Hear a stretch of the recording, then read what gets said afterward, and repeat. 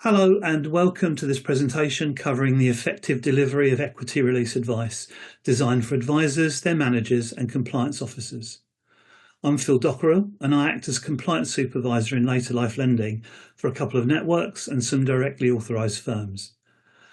In that capacity, I design advice standards, train advisors, carry out observations and approve advice files prior to presentation. New equity release advisors sometimes find it hard to grasp the advice standards expected of later life clients. The FCA has set these out not only through Consumer Duty and MCOB, but also in a couple of thematic reviews. This presentation draws heavily on those reviews and also Equity Release Council mystery shopping results. Let's look at the agenda. It's important to keep in mind the potential differences in knowledge and understanding between later life borrowers and those seeking conventional mortgages. This will be our guide to managing the customer journey.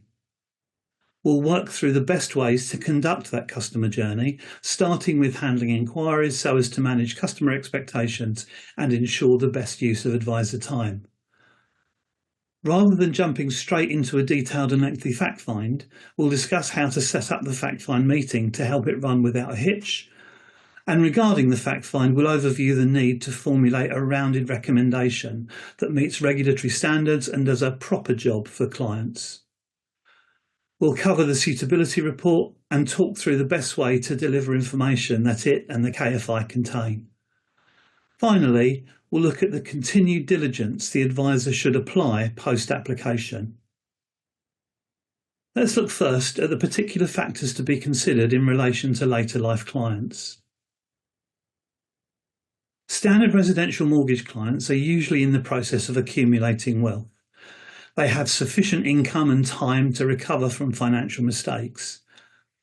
Advisor responsibility is often limited to confirming that the affordability meets lender criteria, to check on preferences for fixed rates and to encourage clients to consider financial protection.